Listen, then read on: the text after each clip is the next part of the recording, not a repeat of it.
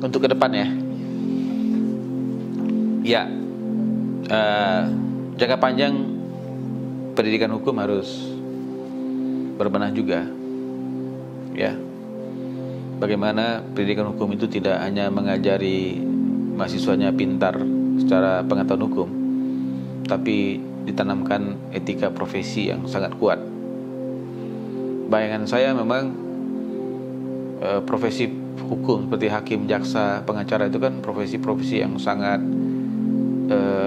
nobel kata orang ya, sangat terhormat, tapi sekaligus profesi yang rentan dengan godaan, ya enggak? Banyak orang tergelincir di profesi itu kan, baik hakim, jaksa, pengacara, itu banyak orang tergelincir dengan profesi itu karena dia rentan dengan banyak godaan. Karena itu memang pendidikan hukum itu harus kita terus benahi. Itu jangka panjang. Jangka pendeknya adalah yang terkait dengan seleksi para hakim, ya, seleksi menjadi jaksa, seleksi menjadi pengacara. Ya, kita tidak mungkin memperbaiki negara ini. Kita ingin menyapu lantai, tapi dengan sapu yang kotor juga, ya kan? Kita nggak mungkin ingin memperbaiki dunia peradilan, tapi aparat penegak hukumnya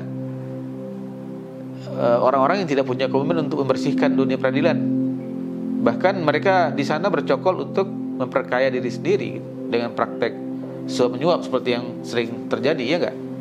Bahkan sebuah perkara itu bisa ditangkap semuanya, hakimnya, jaksanya, sama pengacaranya, ya nggak? Itu berapa tahun yang lalu ya. Pasti itu yang namanya mafia. Tidak ada itu kemudian mafia itu berjalan hanya hakimnya, ya.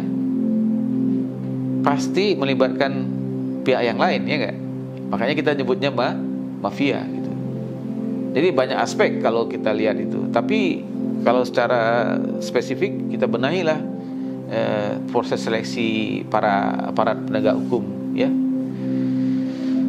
Tapi ya di atas itu menurut saya puncaknya itu adalah ini menunjukkan lemahnya leadership para penyelenggara negara kita, ya kan? Jadi yang harus dirubah juga adalah leader kita, Mas. Kenapa saya katakan gitu? Yang mengusulkan pengangkatan Kapolri itu adalah Presiden, ya nggak? Dengan minta pertimbangan DPR, ya nggak? Jaksa Agung juga sama, ya nggak?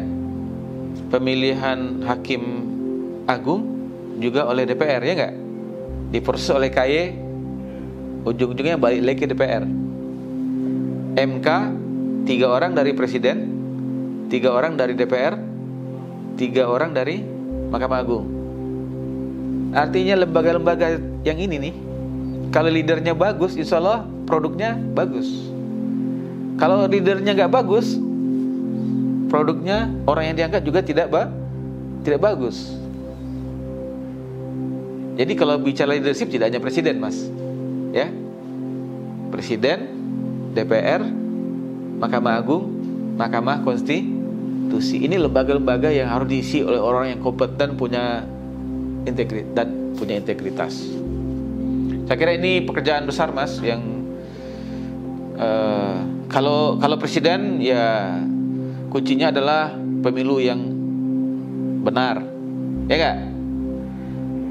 Kalau DPR juga pemilu yang benar. Semakin banyak orang baik ada di DPR, insya Allah nanti dia ngangkat Hakim Agung, Hakim MK yang benar. Kemudian kalau MA itu panjang proses perubahan pergantian orangnya. Tapi yang bisa kita lakukan membuat sistem seleksi hakim di Hakim MA ke MK itu jadi transparan, ya nggak? Nah, itu bisa kita lakukan.